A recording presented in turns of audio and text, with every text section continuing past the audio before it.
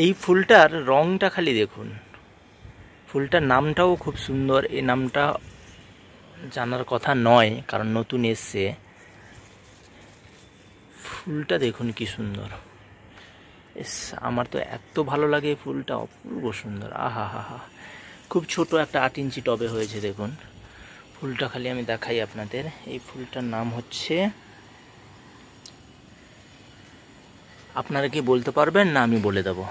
আপনারা যদি বলতে চান কমেন্ট করে অবশ্যই জানান, আর সাবস্ক্রাইব করুন, ভিডিওটা পাশে থাকুন বেশি বেশি করে, যাতে আমি ভিডিও দিতে পারি।